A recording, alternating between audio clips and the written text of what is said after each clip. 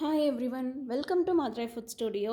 இன்றைக்கி ஒரு snacks recipe தான் பார்க்க போகிறோம். அது என்ன அப்படின்னா மசால் வடை.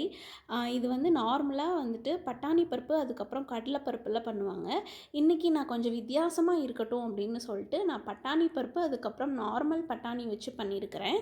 வாங்க இந்த வீடியோக்குள்ளே போகலாம். எப்படி பண்ணுறதுன்னு நான் உங்களுக்கு சொல்கிறேன். இந்த மசால் வடை ஒரு 1/4 மணி நேரத்தில் நம்ம பண்ணி முடிச்சிடலாம். பருப்பு மட்டும் நீங்கள் நாளே ஊற வச்சுடுங்க. அப்படி இல்லைன்னா 2 மணி நேரத்துக்கு முன்னாடி ஊற வச்சிடணும். ஃபஸ்ட்டு வந்துட்டு பட்டாணி பருப்பு 100 கிராம் எடுத்தீங்க அப்படின்னா நார்மல் பட்டாணி நீங்கள் 100 கிராம் எடுத்து நல்லா ஊற வச்சு கழுவி வச்சுக்கோங்க. அதை வந்துட்டு நான் இப்போ மிக்ஸி ஜாரில் போட்டுக்கிறேன்.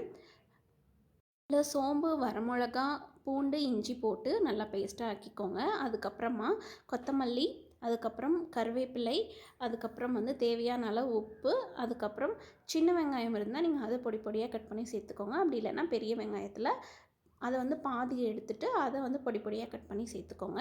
இப்போ இது எல்லாத்தையுமே நல்லா வடையாக தட்டி நீங்கள் எண்ணெயில் பொரிச்சு எடுத்துடுங்க. பாருங்கள், இப்போ நம்ம வந்துட்டு வடையாக தட்டி நம்ம வந்து எண்ணெயில் இப்போ பொரிச்சிட்ருக்கோம். நல்லா 2 சைடும் நல்லா வேக விடுங்க. ரொம்ப கருகிடக்கூடாது.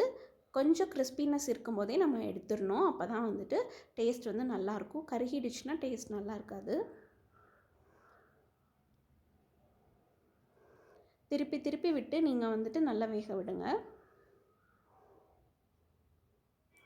பாருங்கள், இப்போ நல்லா கிறிஸ்பி ஆகிடுச்சு. இந்த ஸ்டேஜில் நம்ம எடுத்துடுறோம். பார்க்குறதுக்கே ரொம்ப சூப்பராக இருக்குது. ஒரு ஈவினிங் ஸ்நாக்ஸாக நீங்கள் வீட்டில் இருக்கிறவங்களுக்குலாம் செஞ்சு கொடுக்கலாம். பாருங்கள், பருப்பு வடை ரெடி ஆகிடுச்சு. இது வந்து செய்கிறதுக்கு பட்டாணி பருப்பு நார்மல் பட்டாணி மட்டும் வச்சு தான் நம்ம செஞ்சுருக்குறோம். இது கொஞ்சம் வித்தியாசமாக இருக்கும். அதுக்கப்புறமா ஹெல்த்தியும் கூட.